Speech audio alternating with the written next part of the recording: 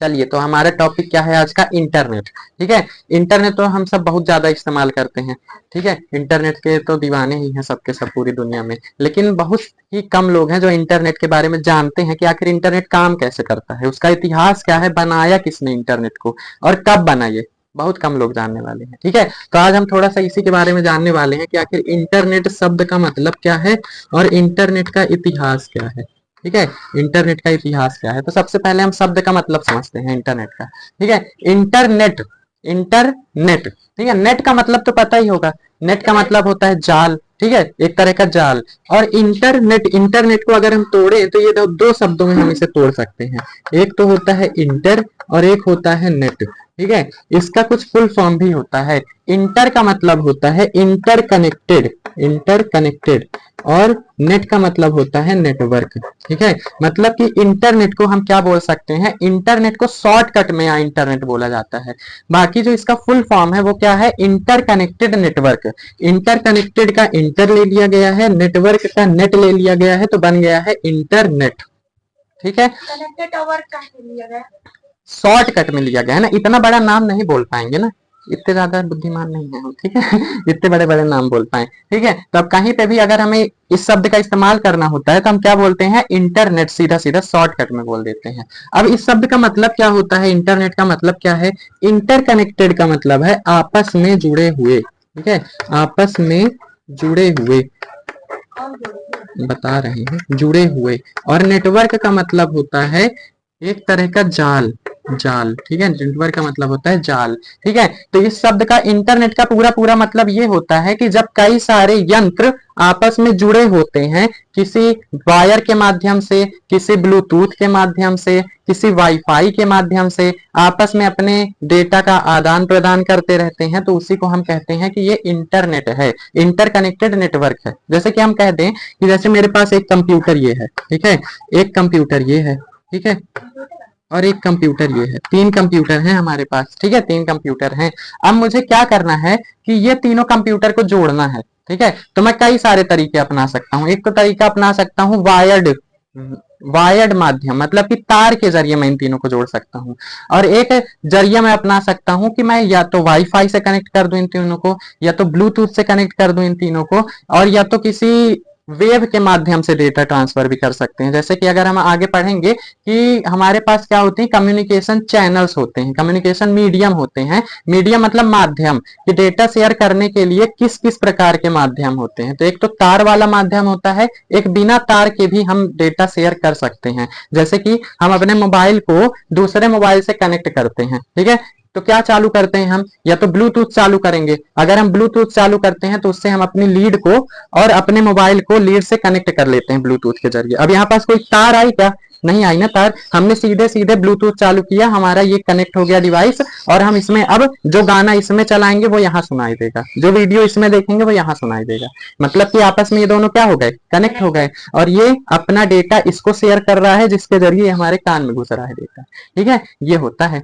अब इन तीनों, जैसे कि मैंने कहा मेरे पास तीन कंप्यूटर हैं और मैंने इन तीनों को तार के जरिए जोड़ दिया है। ठीक है, इन तीनों को तार के जरिए मैंने जोड़ दिया है। अब मैं क्या कर सकता हूं इन तीनों कंप्यूटर से, अगर मुझे मान लो यहाँ पास एक फोटो रखी हुई है, अब मुझे इस फोटो को यहाँ भेजना है तो मैं आसानी से भेज सकता हूँ। ठीक है, अब मान लो इस कंप्यूटर से इस कंप्यूटर में फोटो भेजना है तो इसमें भेज सकता हूँ, इससे मुझे इसमें भेजना है तो इसमें भी भेज सकता हूँ आसानी से, इस तार के जरिए। ये तीनों आपस में कनेक्ट हो चुके हैं, तो इसी को हम कहेंगे एक नेटवर्क बन गया, ये नेटवर्क। और वो भी कैसा नेटवर्क, इंटरकनेक्टेड नेटवर्क, आपस में जुड़े हुए हैं ना ये तीनों, तो हम कहेंगे आपस में जुड़े हुए यंत्रों का एक जाल बन गया, ये जाल। ठीक है, और इसी तरह से पूरी दुनिया में जितने भी यंत्र हैं ना, सब आपस में जुड़े हुए हैं। ठीक है, तभी तो हम, जैसे कि मान लो हम जब कोई मैसेज भेजते हैं, हम आसानी से किसी को भी मैसेज भेज पाते हैं, कोई भी चीज हम सर्च कर पाते हैं, किसी और के फोन से फोटो मंगवा सकते हैं हमारे फोन में। इसका मतलब क्या है कि ये सब इनडायरेक्टली जुड़े हुए हैं एक तरह एक दूसरे से। ठीक है,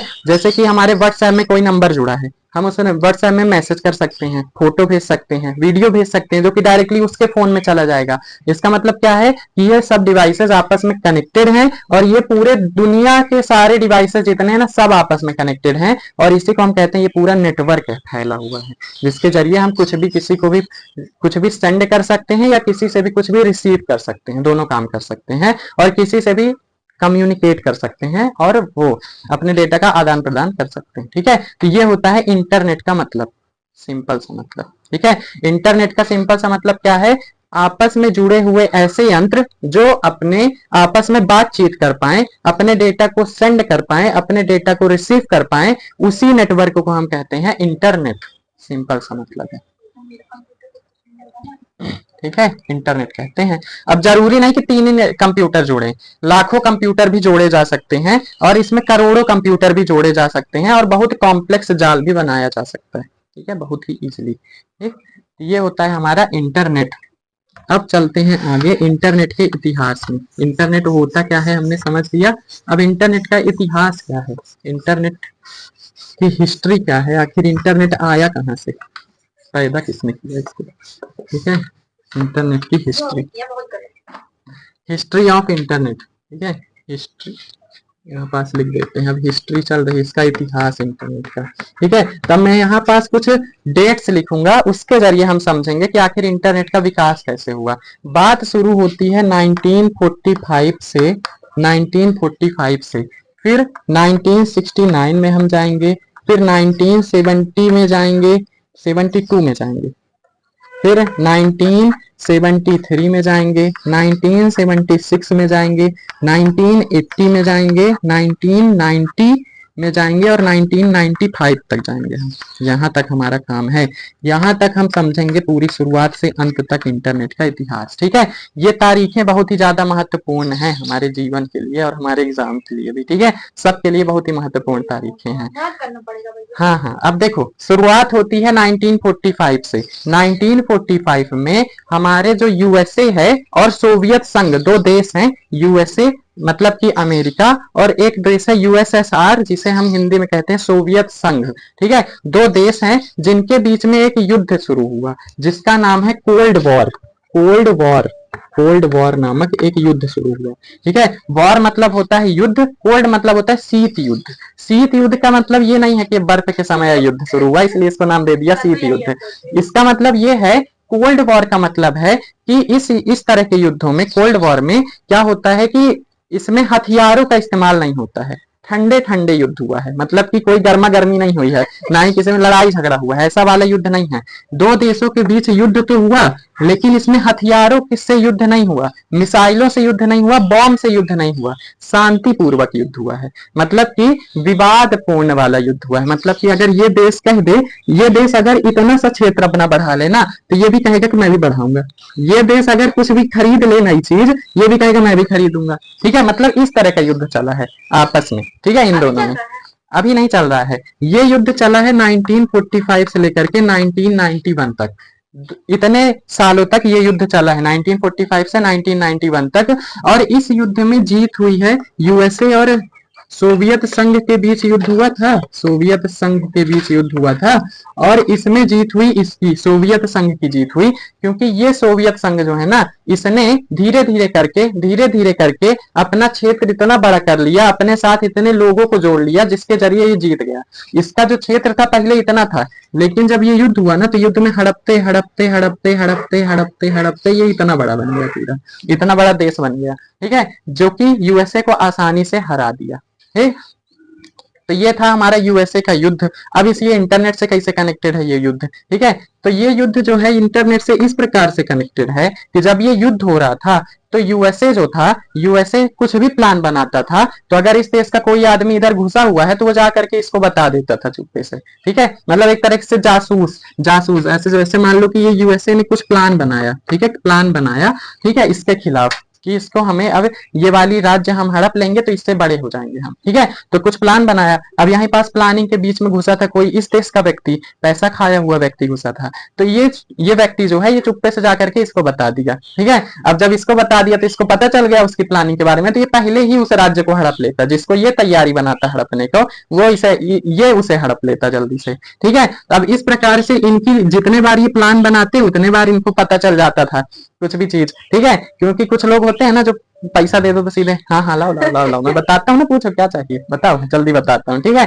तो ऐसा होता है, ठीक, ऐसे लोग घुसे होते हैं बीच में खुराफाती लोग, ठीक है। तो ये कुछ भी प्लान बनाता था तो इसको पता चल जाता था, तो ये सोच में पड़ गया कि भाई क्या किया जाए, अब सारे प्लान मेरे सब पता चल जाते हैं, इसको क्या किया जाए, कौन है ये आखिर, करप्ट कौन है यहाँ पास, तो उसको तो नहीं ढूंढ सकते हैं क्योंकि बहुत बड़ी सेना होती थी, तो अब किसको किसको कह देंगे, ऐसे किसी को भी तो नहीं कह सकते, ठीक है। तो क्या होता था, इसने क्या आइडिया अपनाया कि चलो कुछ बनाते हैं और कुछ ऐसी चीज बनाते हैं जिससे कि हम प्राइवेट टॉक कर सकें लोगों से, मतलब कि अपने ही जनता से प्राइवेट बातचीत कर सकें, प्राइवेट प्लान बना सकें जिसके बारे में किसी को पता न चले, ऐसे खड़े होकर के प्लानिंग ना करें, अंदरूनी प्लानिंग कुछ करें, ठीक है। तो यूएसए ने क्या डिसाइड किया कि अब हम बनाएंगे कुछ एक नेटवर्क बनाएंगे जिसके जरिए हम ऑनलाइन प्लानिंग बनाएंगे, और ऑनलाइन प्लानिंग बनाएंगे तो किसी को पता भी नहीं चलेगा और वो सिक्योरिटी भी होगी उसमें, ठीक है, कि ये हमारा नेटवर्क है तो हमारी ही बातें सिर्फ इस नेटवर्क में जाएंगी और ये नेटवर्क किसी और को वो बात नहीं शेयर करेगा, क्योंकि हमने इसमें कोडिंग कर रखी है कि भाई नेटवर्क तुम हमारा ही सारा डेटा रखना और किसी को भेजना नहीं जब तक हम आदेश ना दें, ठीक है। तो उन्होंने डिसाइड किया कि एक नेटवर्क बनाया जाए, ठीक है। तो ये युद्ध के कारण इसका विकास होना शुरू हुआ। तो अब बात आती है 1969 में, यूएसए ने क्या किया कि एक नेटवर्क बना लिया 1969 में, 1945 में वॉर शुरू हुआ था, 1969 में एक नेटवर्क बना लिया जिसका नाम था आर्पानेट। सबसे पहले नेटवर्क का नाम था आर्पानेट, इंटरनेट नहीं, आर्पानेट, ठीक है। सबसे पहले शुरुआत में इंटरनेट नहीं कहा जाता था नेटवर्क को, आर्पानेट सबसे पहला आया था। अब ये आर्पानेट का फुल फॉर्म क्या है, आर्पानेट का फुल फॉर्म है एडवांस्ड, ए का मतलब है एडवांस्ड, आर का मतलब है रिसर्च, एडवांस रिसर्च, पी का मतलब है प्रोजेक्ट, और ए का मतलब है एजेंसी, और नेट का मतलब है नेटवर्क। ये है हमारा आर्पानेट का full form, advance research project agency network, ठीक है, आर्पानेट का फुल फॉर्म है। अब ये नेटवर्क आखिर करा क्या, तो सबसे पहला ये नेटवर्क बनाया गया, तो सबसे पहली चीज तो इतनी ज्यादा डेवलप्ड नहीं होती कि वो अब हमेशा काम आ सके, कुछ ना कुछ तो कमी रहती है पहली बार में, हम कोई भी आविष्कार करते हैं तो उसमें तो कुछ ना कुछ कमी रहती है, एकदम परफेक्ट तो पहली बार में बन नहीं जाता है, ठीक है। तो क्या हुआ कि जब इसका आविष्कार हुआ तो इसके आविष्कार होने के बाद इसका आविष्कार किसने किया, इसका आविष्कार किया दो व्यक्तियों ने, एक का नाम था विंटन ग्रे सर्फ नामक व्यक्ति, विंटन ग्रे सर्फ नामक व्यक्ति, और दूसरे का नाम था बॉब कान, बॉब कान नाम के ये दो व्यक्ति थे जिन्होंने इस नेटवर्क को बनाया, और सबसे पहला नेटवर्क बनाया इसलिए इन्हें कह दिया इंटरनेट का जनक, फादर ऑफ इंटरनेट इन्हें कहा जाता है, विंटन ग्रे सर्फ को और बॉब कान को। ये दो व्यक्ति ऐसे हैं जिन्हें इंटरनेट का फादर कहा जाता है, फादर ऑफ इंटरनेट, क्योंकि इन्होंने पहला नेटवर्क बनाया था इसलिए इन्हें फादर ऑफ इंटरनेट कहा जाता है, ये भी लिख लेना। यहाँ पे CERF Surf, father of internet इन्हें कहा जाता है, ठीक है, क्योंकि इन व्यक्तियों ने इसे बनाया आर्पानेट को, ठीक है, तो इसलिए इन्हें कह दिया गया कि फादर ऑफ इंटरनेट है, ठीक। अब जब फादर ऑफ इंटरनेट ये बन गए, अब इस नेटवर्क का काम शुरू होता है, इसको अब टेस्ट किया जाता है। जब पहली बार इसे टेस्ट किया जाता है तो इससे 5 शब्द भेजे गए थे, लॉगिन नाम का एक वर्ड भेजा गया था दूसरे कंप्यूटर में, लॉगिन भेजा गया था, जैसे हम चैटिंग करते हैं ना, अब तो यहाँ धड़ी धड़ चैटिंग करते हैं, नेटवर्क था ये, कई सारे कंप्यूटर का एक नेटवर्क बनाया गया था मिलकर के, ठीक है, एक ऐसा कंप्यूटर जो कि कई सारे कंप्यूटरों से आसानी से कनेक्ट हो सके, कई सारे कंप्यूटरों से बात कर सके, उसी को हम कह देते हैं आर्पानेट, ठीक है। तो ये आर्पानेट जो था इससे सबसे पहले मैसेज भेजा गया था लॉगिन, ठीक है, सबसे पहला लॉगिन मैसेज भेजा गया था। लॉगिन का जब भेजा गया तो लॉगिन में एल तो चला गया आसानी से, ओ भी चला गया आसानी से, लेकिन GIN जो है ये नहीं जा पाए। एल और ओ भेजने के बाद जी जैसे ही भेजा जाने लगा तो ये नेटवर्क क्रैश हो गया पूरी तरह से, ठीक है, पूरी तरह से क्रैश हो गया। अब जब क्रैश हो गया मतलब कि बंद हो गया ये नेटवर्क। अब जब बंद हो गया तो तो ये लोग सोच में पड़ गया कि आखिर बंद क्यों हुआ, क्या कमी आ गई इसमें, कुछ कमी रही होगी तब तो बंद हो गया ना। तो ये भी क्वेश्चन पूछा जाता है कि सबसे पहले मैसेज क्या भेजा गया था ARPANET से, लॉगिन मैसेज भेजा गया था, और इस लॉगिन मैसेज में LO बस जा पाया था सक्सेसफुली, और बाकी की चीजें नहीं जा पाई थी, सिस्टम क्रैश हो गया था पूरी तरह से। ठीक है, सिस्टम क्रैश हो गया था लॉगिन भेजने पर। ठीक है, अब जब क्रैश हो गया, क्रैश होने के बाद इन्होंने कहा कि अब हमें कुछ और भी इसमें वो करना पड़ेगा, एडवांस इसमें इंप्रूवमेंट करना पड़ेगा। ठीक है, तो इन्होंने क्या किया कि 1972 में एक रे टॉमिंसन नाम के व्यक्ति थे, रे टॉमलिंसन नाम के व्यक्ति थे, जिन्होंने फर्स्ट ईमेल भेजा था, पहला ईमेल भेजा था, फर्स्ट ईमेल। हम आज के समय में ईमेल भेजते हैं ना किसी को भी आसानी से, कोई कंपनी हमें ईमेल भेजती है, हमें जॉब के लिए वो करती है, मैसेज भेजती है कि आ जाइए जॉब आपको ऑफर किया जा रहा है, हम किसी को कंपनी को मेल भेज देते हैं, बहुत ही इजी हो गया है आजकल ईमेल भेजना। ठीक है, तो सबसे पहला जो ईमेल भेजा गया था वो 1972 में इस व्यक्ति के द्वारा भेजा गया था, रे टॉमलिंसन के द्वारा। ठीक है, और 1973 में क्या हुआ था, 1973 में क्या हुआ था, 1972 में तो रे टॉमलिंसन ने फर्स्ट ईमेल सेंड किया था इसी नेटवर्क का यूज करके, और 1973 में एक चीज का विकास हुआ था, और इस चीज का नाम है में कुछ प्रोटोकॉल्स का विकास हुआ था। जैसे कि मान लो कि इस नेटवर्क में कुछ कमी थी जिसके कारण से LO बस जा पाया, GIN नहीं जा पाया, लेकिन फिर क्या हुआ 1973 में इन्होंने कहा कि नेटवर्क में कुछ कमी है, इसमें कुछ नियम कानून भी लगाने पड़ेंगे ताकि हम कुछ भी भेजें तो उस नियम को फॉलो करते हुए वो चीज जाए। ठीक है, तो इन्होंने कुछ प्रोटोकॉल्स बनाए, प्रोटोकॉल्स का मतलब है नियम कानून बनाए, इन नियम कानून का इस्तेमाल करके हम कोई मैसेज सेंड करते हैं। अभी भी हमारे मोबाइल में कोई मैसेज सेंड होता है ना, तो वो जब हम कोई फाइल भेजते हैं, फाइल भेजने के लिए अलग नियम बना है। ठीक है, ईमेल भेजने के लिए एक अलग प्रोटोकॉल बनाया गया है। ठीक है, तो इसी तरह से इस मैसेज को भेजने के लिए कुछ प्रोटोकॉल्स डेवलप हुए, और ये प्रोटोकॉल्स थे हमारे FTP, जिसे हम कहते हैं file transfer protocol, file transfer protocol, और दूसरा है हमारा TCP/IP प्रोटोकॉल, जिसको हम कहते हैं transmission control protocol, transmission control protocol. ठीक है, ये दो प्रोटोकॉल 1973 में डेवलप किए गए थे, TCP/IP प्रोटोकॉल, FTP प्रोटोकॉल। इस नियम के जरिए, इस प्रोटोकॉल के जरिए हम किसी भी फाइल को सेंड कर सकते हैं दूसरे डिवाइस में आसानी से, जैसे किसी की फोटो सेंड कर सकते हैं, किसी की वीडियो सेंड कर सकते हैं, और जब हम ये फोटो और वीडियो फाइल से शेयर करते हैं ना, तो यही प्रोटोकॉल के कारण वो सेफली हमारी फाइल किसी और तक चली जाती, बीच में किसी और के में नहीं चली जाती है, जिसको हम भेजेंगे उसी के में जाती है। ठीक है, क्योंकि ये प्रोटोकॉल बनाया गया है। और TCP/IP प्रोटोकॉल क्या करता है कि जब हम कोई फाइल भेजते हैं तो वो फाइल, जैसे हमने कोई किसी की फोटो भेजी ना, तो असलियत में होता क्या है ये फोटो के साथ, ये जैसे ही पूरी फोटो है ना, तो जब हम किसी की फोटो भेजते हैं तो वो फोटो के पहले पैकेट्स बनते हैं, छोटे छोटे टुकड़े हो जाते हैं। ठीक है, पैकेट बनते हैं, इन्हें हम कहते हैं पैकेट। ठीक है, ये पैकेट बन जाते हैं। अब इन पैकेट में एड्रेस एक दिया जाता है, जिसे हम कहते हैं IP एड्रेस। सभी पैकेट को एक एड्रेस दिया जाता है कि भाई तुम्हें इसी लोकेशन तक पहुंचना है। ठीक है, ये एड्रेस दे दिया जाता है हर एक पैकेट को, क्योंकि अब ये पैकेट है, कोई इधर उधर ना चला जाए, सब एक ही जगह जाए, इसलिए सबको एड्रेस दे दिया जाता है कि तुमको इसी लोकेशन पहुंचना है, तुमको भी तुमको भी तुमको भी तुमको भी तुमको भी, सबको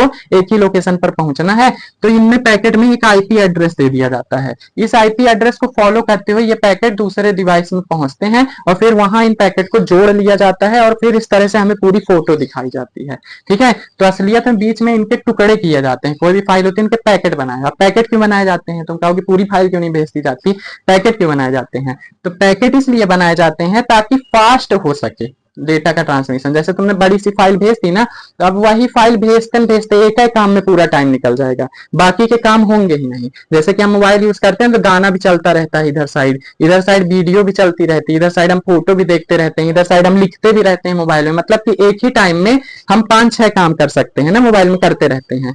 तो ये 5-6 काम इसी के जरिए अब पॉसिबल हो पाता है, क्योंकि इसका एक सेक्शन इधर गया, इस गाने का भी एक सेक्शन इधर गया, फोटो का भी एक सेक्शन इधर गया, तो ये सारे 3 काम थोड़ा थोड़ा चल रहे होते हैं। ठीक है, तो इसे इसलिए पैकेट्स बनाए जाते हैं, टुकड़े किए जाते हैं कि इसका एक टुकड़ा इधर गया, फिर इसके बाद मान लो थोड़ी देर बाद दूसरा टुकड़ा भेज देंगे, गाने का एक टुकड़ा भेज देते हैं। फिर थोड़ी देर बाद गाने का दूसरा टुकड़ा भेज देंगे, फोटो का एक टुकड़ा भेज देते हैं। ऐसे टुकड़े टुकड़े थोड़े थोड़े जाते रहते हैं, जिसके जरिए हमारा डेटा ट्रांसमिशन होता है। ठीक है, ये होता है प्रोटोकॉल्स का महत्व।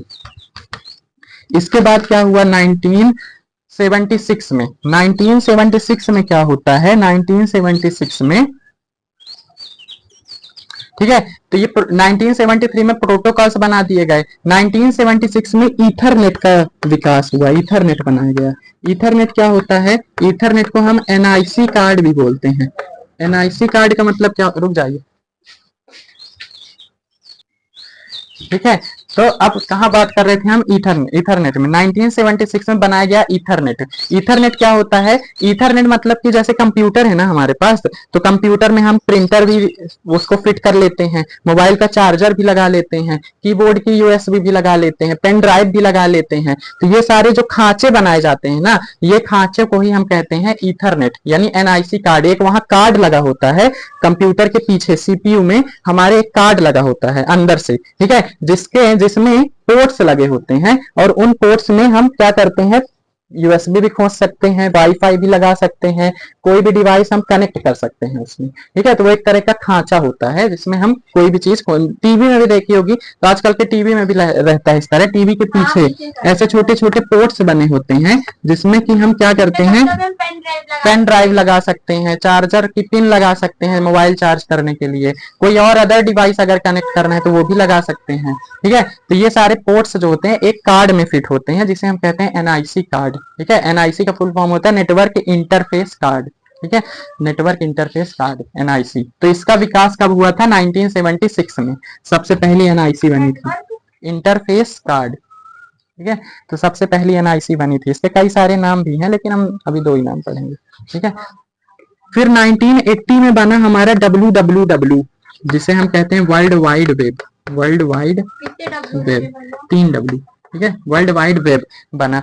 अब देखो ये www है क्या, जब भी तुम किसी चीज को गूगल में सर्च करती होगी, क्रोम में सर्च की हो किसी भी चीज को, तो वहां पास देखी होगी www.google.com ऐसा आता होगा, आता है ना, www.google.com, या फिर आता होगा www.youtube.com, ऐसा आ जाता होगा ब्राउजर में जब सर्च करती होगी, यानी क्रोम में जब सर्च करती होगी तो ये www. ऐसे आकर के नाम पूरा आ जाता होगा। ठीक है, ये होता है यूआरएल, इसे हम कहते हैं URL, uniform resource locator, URL. ठीक है, ये यूआरएल में एक होता है www। इसका काम क्या होता है कि जैसे कि मान लो मुझे किसी चीज को सर्च करना है, मैंने कहा कि मुझे इस लोकेशन को सर्च करके दिखाओ कि मैं इस लोकेशन तक कैसे पहुंच सकता हूं। ठीक है, तो मैंने यहां से रिक्वेस्ट की कि मुझे दिल्ली की रास्ता चाहिए, दिल्ली जाने का रास्ता देखना है। तो यहां से जब मैंने सर्च किया ना, यहां से मैंने रिक्वेस्ट भेजी, तो हमारी रिक्वेस्ट जाती है एक सर्वर ऊपर बैठा होता है। सर्वर मतलब कि एक सबका मालिक।